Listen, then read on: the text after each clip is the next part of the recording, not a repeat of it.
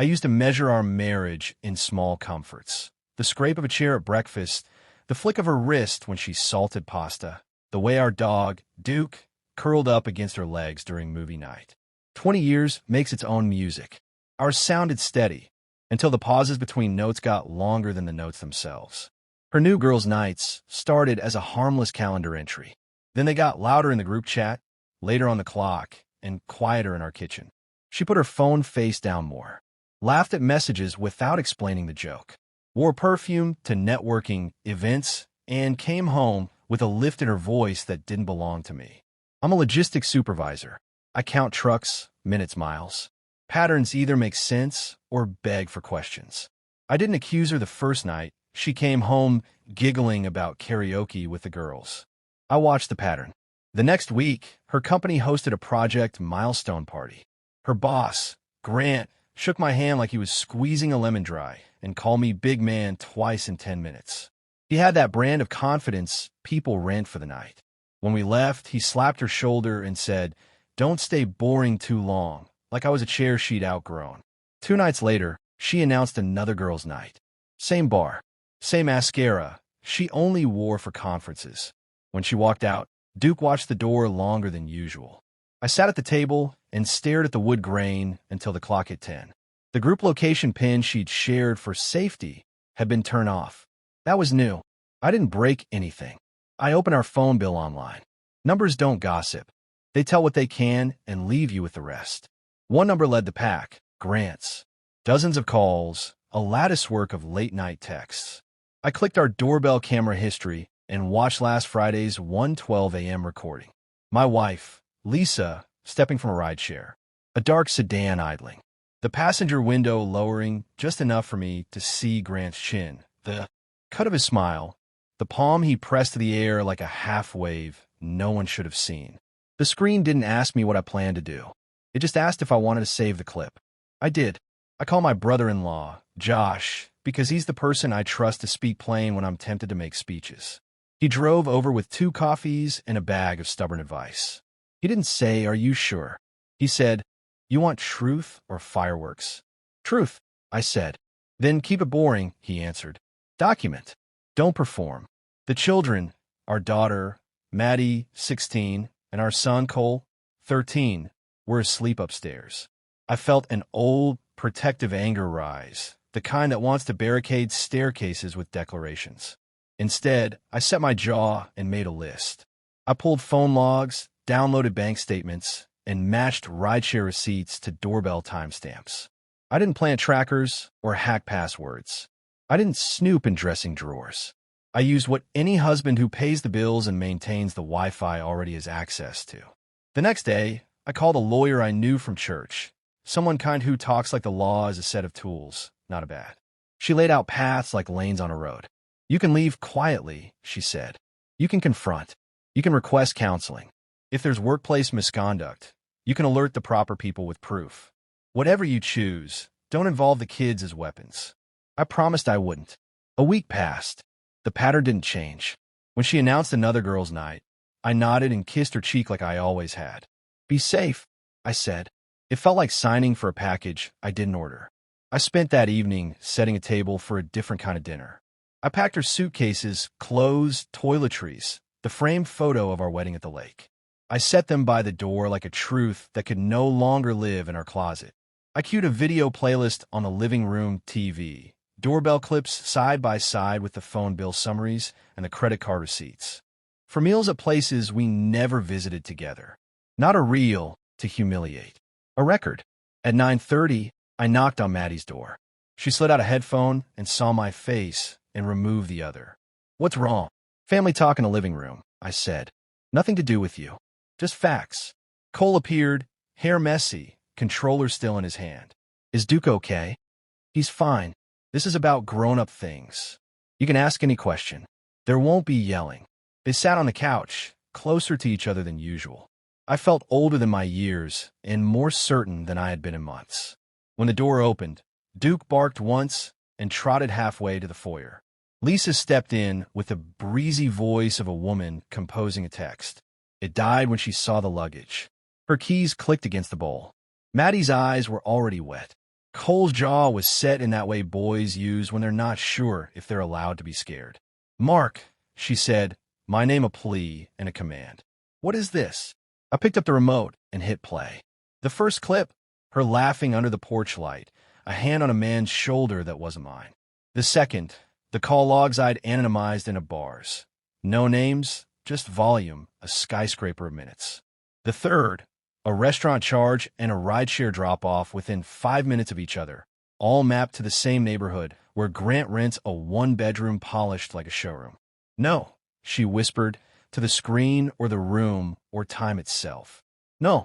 Maddie turned to me, a tremor in her voice, not accusatory, just braver than I deserved. "Dad, is this?" "It's evidence," I said. "Not an attack, not a trap. It's what happened."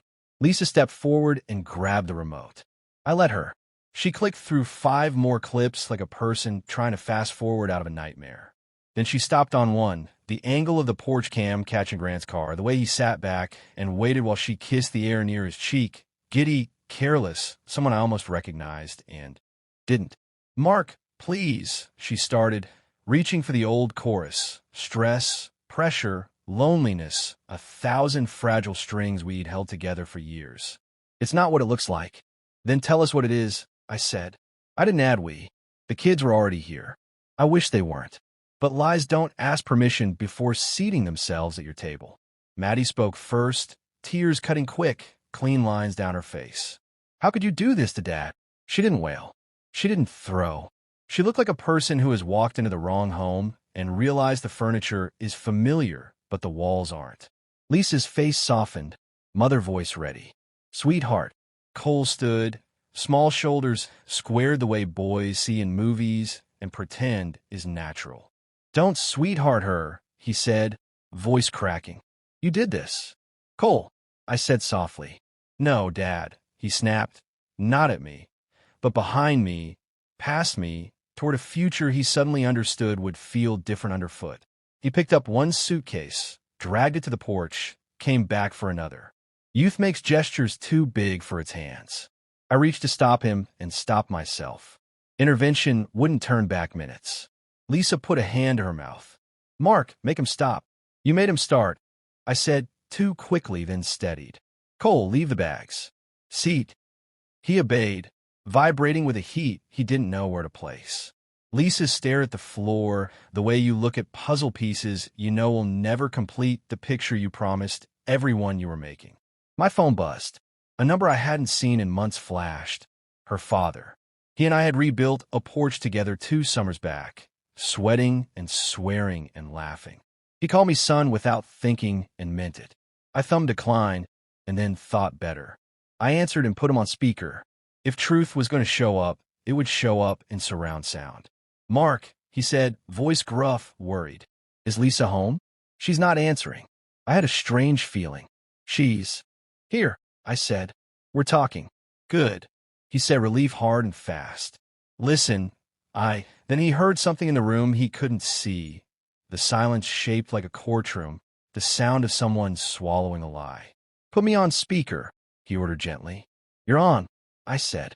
"Lisa," he said, softer now, like a father who taught his daughter how to ride a bike and how to change a tire and never imagined he'd be teaching this lesson at this age. "Whatever you're about to say it plain." She closed her eyes. When she opened them, she didn't look at me. She looked at our kids. "I messed up," she said. Not "I'm sorry" yet. Not "it was a mistake." She chose the simple words. "I've been seeing someone. It was supposed to be harmless. It wasn't. I hurt all of you." Maddie sobbed once, a hiccup more than a wail, then bit her lip and nodded, as if she had asked for the truth and hated receiving it, but still recognized it. Cole didn't look away. He didn't blink. Her father exhaled into the speaker, the sound of a man recalculating roads he thought were already paved.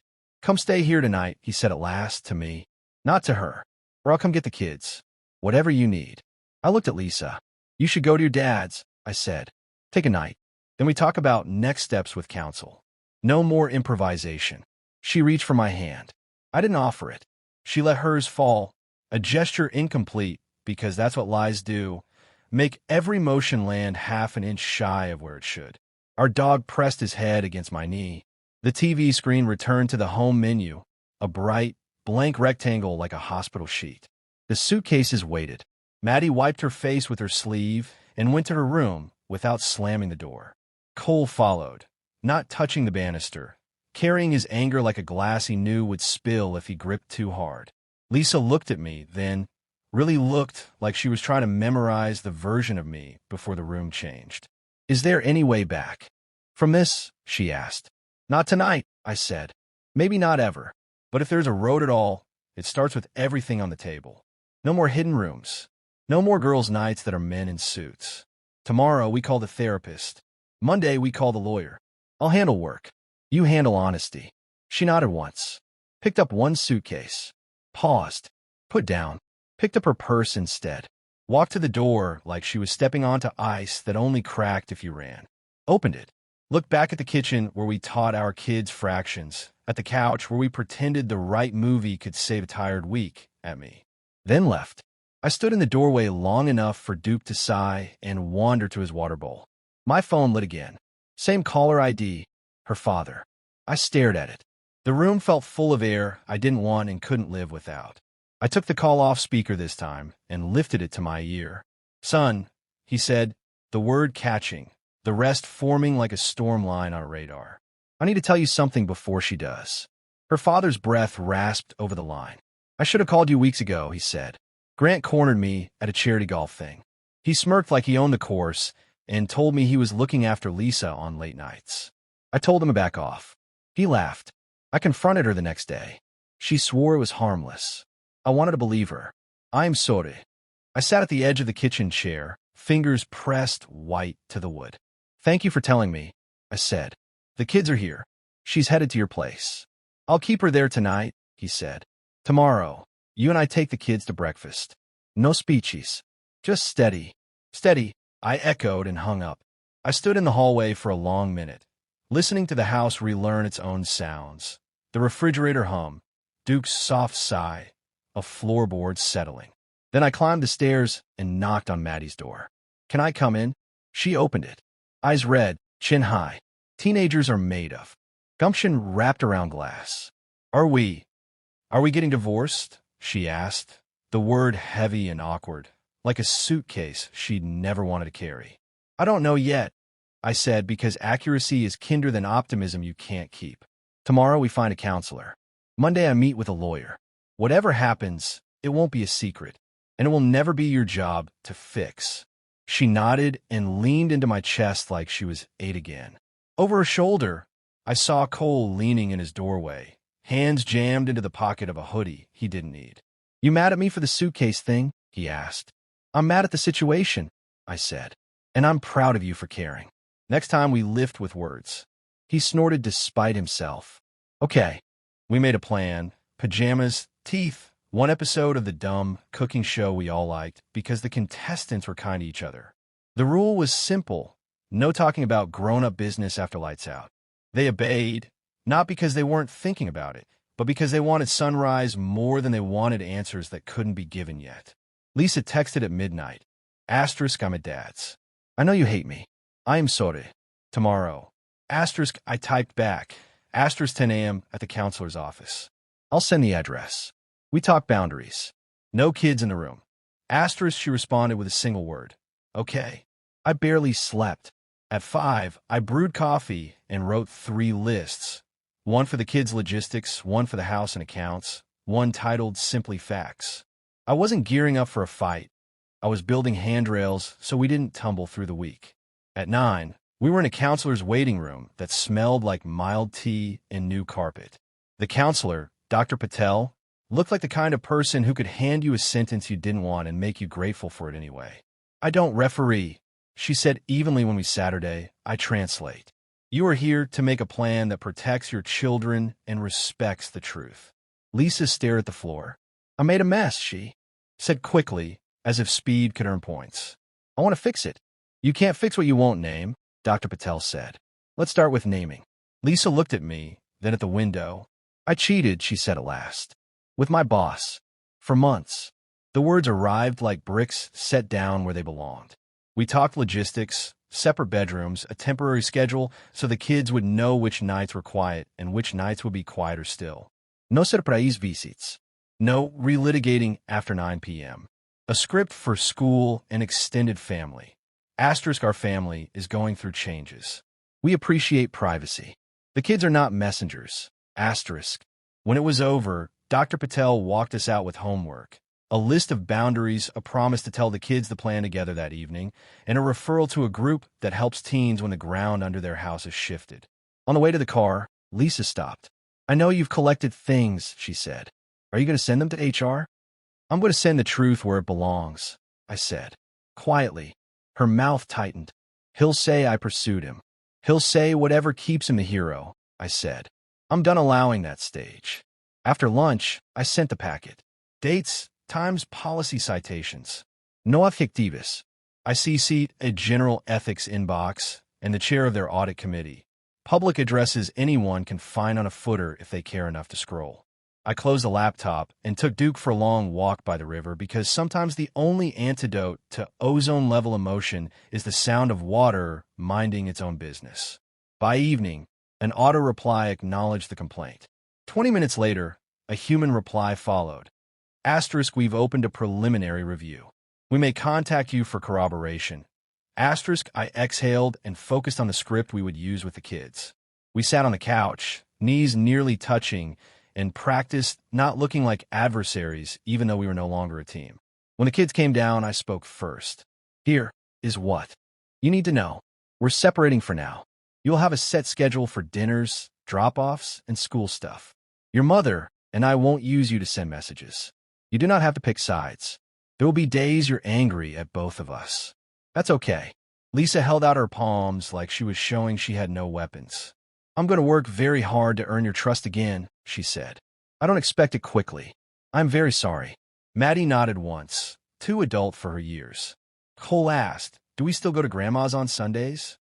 The kind of question grief hides behind when it needs something manageable to hold. We do, I said. We keep what's good. 2 days later, the HR email arrived. Asterisk, thank you for your report. Mr. Grant has been placed on leave pending investigation. Asterisk, I didn't cheer.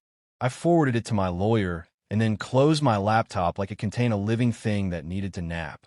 That night, my phone rang from a private number. I let it roll to voicemail and listen on speaker at the sink. Mark, it's Claire. The message said, voice careful. I'm in HR. You don't know me, but I know him. He's trying to paint himself as the victim and your wife as the mastermind. I won't let him. If you need dates, I have them. If you need receipts, I have them. Also, he's called 3 women who left last year. They're willing to talk now. I thought you should know. I called back. Thank you, I said. I won't drag you into anything you don't want. You won't have to, she said. He already did. The next morning, my in-laws invited the kids for pancakes. I drove them over and walked up to the porch to shake her father's hand. He didn't let go right away. You're a good man, he said, nearly swallowing the words like pills. I'm sorry I didn't press harder when I saw the smoke. Pressing hard is different from being heard, I said. She wasn't taking an oxygen. He nodded as if that sentence relieved him of a burden he'd been mislabeling. We'll keep them. Sunday night, he added. You sleep. I went home to an email from my boss asking if I needed time. We can cover your route planning for a week, he wrote. You've never dropped a ball. Don't start now with yourself. I stared at the screen and realized no one had ever told me not to drop myself. I typed back. Asterisk 2 days would help. Thank you, asterisk. On day 2, gossip found us, through the neighborhood, through the school, through that unstoppable grapevine that knows whether you change your porch light and why. I wrote one short group text to the handful of adults who'd circle the kids. Asterisk, please direct any questions to me. Kindly don't ask the kids for details. We're focusing on stability. Asterisk, half a dozen thumbs up bubble back. One neighbor, who loved drama the way plants love sun, tried anyway. I met her on the sidewalk and said, this isn't a true crime podcast. It's my children's life. She flushed and retreated. HR moved faster than I expected. Claire sent updates without detail, just timing. Interviews scheduled, card audits underway, IT pulling email metadata. On Friday afternoon, a message came from a different address at the company. Legal, by the signature. We'd appreciate any additional documentation regarding potential misuse of company funds. I sent only what I had a right to send. Public charges tied to our joint card and the doorbell timestamps that showed patterns aligning with expense reports Claire referenced. That evening, Lisa texted, *key suspended. They want my statement Monday. They know about everything. I am scared kropka. Tell the truth, I replied. It's lighter to carry. Monday came with rain. She met with HR alone. I sat in Dr. Patel's office because waiting at home felt like watching a kettle you're not allowed to touch. My phone buzzed after an hour. He blamed me. He cried. He said I seduced him. I told them the opposite. I told them I betrayed my family. I told them he leveraged my performance reviews. I told them I'm ashamed. Good. I wrote. Not as a bomb. As a direction. The company issued a statement the next day. Sterile. Careful. We do not tolerate violations of our conduct and expense policies. An investigation is ongoing. Inside voices told a louder story. Claire's next call was clipped, but satisfied. He resigned, she said. Effective immediately. Severance revoked. He's threatening lawsuits. We're not worried. And Lisa? I asked. Mandatory leave, she said. She has a job if she wants it. Different team, different manager, with a probation period. There's a path for people who tell the truth. I thanked her and hung up. I wanted to be angry still, to feel vindicated, to savor a victory. Instead, I felt something I didn't expect. Uncomplicated quiet. The things that needed to be said had been said to the people who could do something about them. The rest finally wasn't mine. When the kids came home from school, Maddie walked straight to the fridge and stuck a crumpled paper under a magnet. An A on a lab report. Nice, I said, tapping the corner. I did it during all of this, she said. So I'm pretty sure I can do anything. You can, I said, and meant it. Cole dropped his backpack and blew hair out of his face. Coach says I can play mid this season. If we don't, implode. We're not imploding, I said. We're renovating. He raised an eyebrow. You would put it like that. We ate spaghetti at the table, 3 chairs filled, 1 empty. We talked about a field trip and a broken locker and the teacher who gave too much homework, and no one mentioned HR or doorbells or policy manuals. After dishes, we played cards. Maddie laughed at a bad pun. Cole accused Duke of cheating because the dog always sat near the winner. It felt like a Tuesday used to feel. Later, after lights out, the doorbell chimed softly. I checked the camera. A woman stood on the porch, coat collar up against the drizzle, envelope tucked under one arm. I didn't recognize her face, but I recognized the look, resolve cooling on a bed of fear. I opened the door halfway. Can I help you? You don't know me, she said. My name is Aaron. I left the company last year. I saw what's happening. I have a statement for whoever needs it. He did this before. She held out the envelope. Names, dates, copies of complaint emails that had been misplaced, a printout of a calendar invite labeled strategy dinner that coincided with a black car charge. Coming out of the rain, I said, stepping back. I'll put you in touch with the right people. She shook her head. I don't need inside. I just need it out. She pressed the envelope into my hand and stepped back into the mist. Tell your kids it wasn't their fault, she added, and disappeared down the path. I stood there, the porch light drawing a circle around my shoes, the envelope paper warm from someone else's courage. Inside, Duke thumped his tail against the baseboard, impatient for the door to shut and the house to feel whole again. I set the envelope on the kitchen table beside my original folder and understood that some stories don't end with a bang or a bow. They end with a handoff, one more person deciding to put something heavy down. That night, my phone buzzed with a message from Lisa. I'm meeting Dr. Patel alone this week. The kids asked if I can still come to Cole's game Saturday. I'll sit on the other side if that helps. I answered. Yes. It helps that you asked. Before bed, I opened a blank page and wrote a single line. We didn't break. We changed shape. It wasn't a triumph. It was a report. And just before sleep, the phone lit once more, an unknown number. I almost let it pass. Then I answered. Mr. Reeves? A woman said, crisp, professional. I'm calling from the county clerk's office. We have a filing here from Mr. Grant's counsel. It's a notice to preserve your home surveillance footage for potential civil action. She paused. There's also a subpoena for his company's records. Yours was copied as the original complainant. Understand, I said. We'll email the details. You don't need to do anything tonight. I thanked her and hung up. The calm didn't leave. If anything, it deepened. The process would grind on. Testimony. Paper. Maybe a deposition where I'd repeat the same 5 facts until a court reporter memorized my breathing. I turned off the light. Duke hopped up and circled once, claiming the foot of the bed like he always had. In the dark, I felt the house settle again, an old ship adjusting to new ballast. We were floating, not the way we used to, but forward all the same. The subpoena dragged the past into the daylight one last time, but this time I didn't flinch. My lawyer handled most of it. I just signed where she pointed. The court wanted my footage, my records, my statements, all already documented. I didn't add emotion to paper. Facts were enough. Lisa called after the hearing. It's officially over, she said. Grant dropped everything. His wife filed for divorce. He's moving out of state. Good, I said simply. There was no victory in it, just relief. She paused, then added softly, "Thank you for not destroying me." "You did the right thing in the end," I replied. That's enough. Life moved forward quietly after that. The kids adjusted better than I feared. Maddie's science fair project, a study on emotional resilience, won first place. She hugged me, whispering, "You taught me that." Cole started soccer again and asked if Mom could come to one of his games. I told him yes, because bitterness doesn't build peace. Lisa came, sat on the opposite bleachers, clapped when Cole scored. She waved once, cautiously. I nodded back. No hatred, no longing, just 2 people who had finally stopped pretending. That night, as I tucked the kids in, Maddie asked, "Are we okay now?" I smiled. We're better than okay. We're honest. When the house fell quiet, I sat on the porch, Duke curled beside me, the stars stretching wide. Above, the air didn't feel heavy anymore. I wasn't thinking about revenge or loss, only about how truth, even when it burns, clears the path for peace.